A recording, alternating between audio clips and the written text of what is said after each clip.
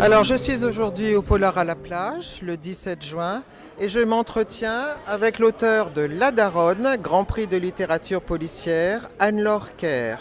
Anne-Laure Ker est avocate pénaliste à Paris et elle a elle-même réalisé un film tiré d'un de ses livres qui s'intitule Commis d'office.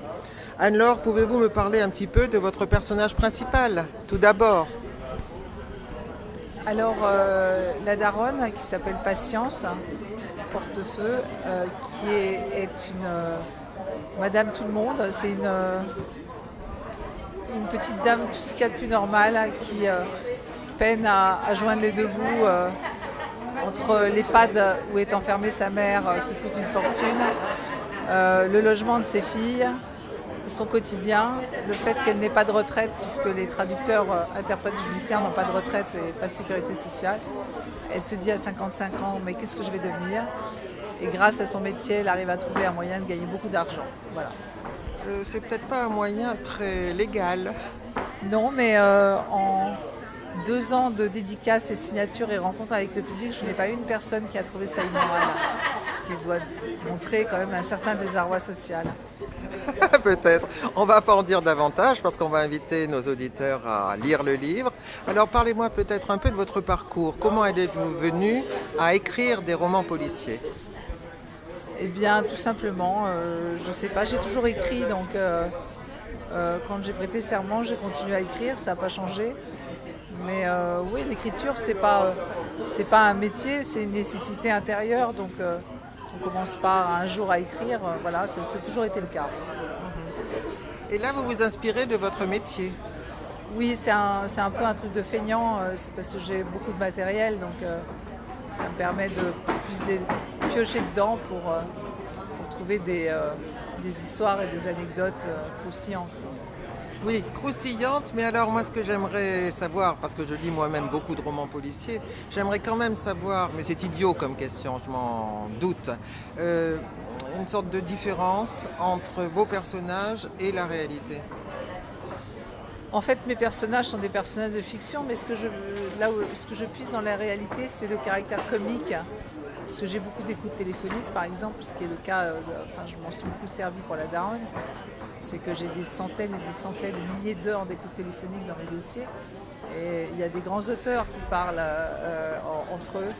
Et il y a en fait, le parler banlieue et les termes de mes dealers, on ne pourrait pas écrire ça. En fait, c'est vraiment de l'original, parce que sinon ça fait faux. Et ça a été puisé dans des réelles écoutes téléphoniques. Ah oui, c'est une bonne idée. Oui, oui. Et vos clients sont sans doute violents eux-mêmes? Oui, enfin, toute la criminalité est violente, c'est normal. On viole la loi pour gagner de l'argent, donc on est violent. Tout le monde est violent, oui, dans ce milieu-là. Oui, oui. Et parfois très violents. Oui, bah oui. Oui. Il y a règlement de compte tout le temps, oui. Ah oui. Bah, il suffit de voir la télévision. Il y a je ne sais pas combien de morts par jour pour règlement de compte en matière de trafic de stupéfiants. Donc, Oui. oui, ça défouraille dans tous les sens. Oui, oui. En plus, comme ils ne sont pas très intelligents et qu'ils jouent beaucoup à des jeux vidéo, ils n'arrivent pas très bien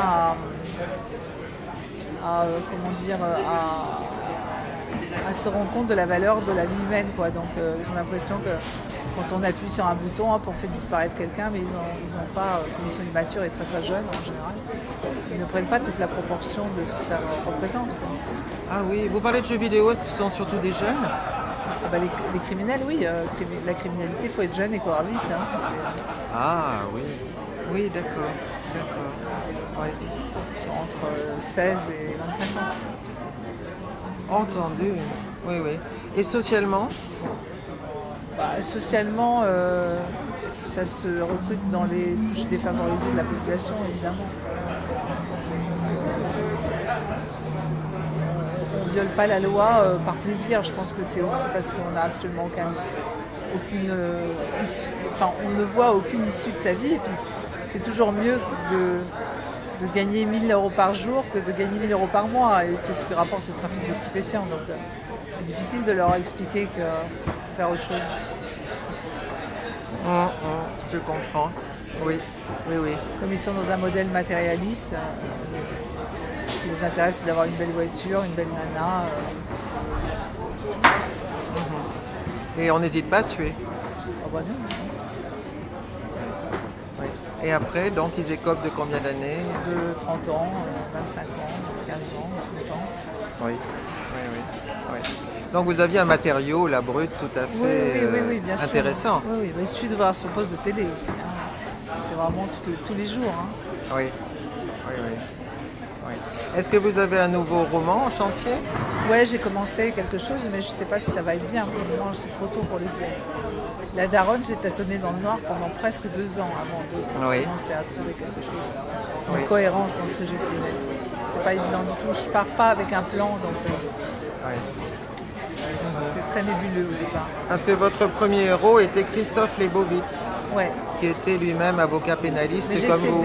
J'ai cédé à la facilité, maintenant c'est beaucoup plus difficile. Ah oui. Oui. Mais c'est bien aussi de choisir une femme comme héroïne. Oui, mais c'est la première fois. C'est la Et première puis fois. écrire à la première personne avec la voix d'une femme, ça implique une impudeur auquel j'étais pas prête il y a encore 10 ans de ça. Oui, je C'est pas comprends. du tout la même démarche. Et une empathie.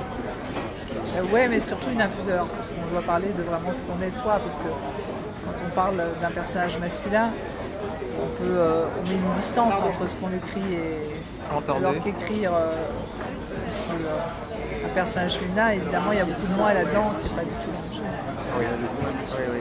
Est-ce que vous allez la suivre, cette héroïne? Non, Non. je fais plus ça. Non, non. Je veux plus faire ça. C'est... Ah oui, voilà. Non, non. Mon éditrice me l'a demandé, tout le monde me le demande, mais moi je veux. Vous n'avez pas envie? Non, non. Ah, c'est mon éditeur, plus exactement, c'est l'éditeur du Poche qui m'a dit qu'il rêverait de revoir genre la daronne le retour, la daronne joue et gagne une série. Moi je ne veux plus rentrer là-dedans. Oui, oui. C'est très sclérosant de faire ça. On n'a Ah plus envie oui. d'écrire après. Oui, oui. Remarquez, c'est vrai qu'en tant que lecteur, on a suivi ou on suit encore des héros récurrents qui viennent dans des romans qui suivent. Mais alors, il y a un moment où on bute, c'est par exemple quand Wallander vieillit tellement que, bon, on ne sait plus comment s'en débarrasser. Enfin, l'auteur n'a plus su comment s'en débarrasser. Là, on souffre un peu quand même. Ouais, voilà. Et puis c'est comme il y a un cahier des charges de plus en plus restreint parce qu'il a un passé, il a des parents, on parle d'amis, de parents, de choses qu'il a fait, etc. Et au fur et à mesure, quand on a envie d'inventer, on dit ah ben non, ça c'est pas possible parce que dans le opus 3 j'écris ça et là non, ça c'est pas possible parce que à un moment c'est chiant. Ah oui, on est beaucoup moins libre, bien sûr. Oui, oui. Oui. Moi j'ai fait ça 3 fois, mais j'ai fait mourir mon héros parce que Ah, il est mort carrément? Non, il est Oh pas là mort. là Il là est là. pas mort. Vous Ah allez bon? voir, il est pas mort. Mais Si vous me dites la fin. Il est mis en sommeil. Il est bien sommeil. Entendu. Mais écoutez, merci beaucoup Anne-Laure. Alors peut-être à bientôt. C'est la première fois que vous venez au Polar à la Ouais, plage? c'est la première fois. Oui, c'est la première très fois. chouette. Alors à part avoir chaud, là, sous le chapiteau, Non, on n'a pas chaud, c'est idéal. Vraiment. C'est idéal? Ah, ouais. voilà. Et l'ambiance, qu'est-ce que vous en C'est dites? très bien, puis j'adore le Havre. Donc, Ah, vous connaissiez déjà? oui, je suis venue ici pendant une semaine pour faire du tourisme architectural. Mhm. Et c'est vraiment très très joli. Moi, j'adore cette ville. Oui, oui. Et là, je crois que vous bénéficiez du beau temps. On a toujours de la chance en général. Ah non, mais c'est très très agréable. Ici. Oui. Bon, mais alors vous serez de retour.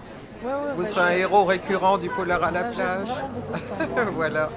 Merci beaucoup, Anne-Laure. Au revoir.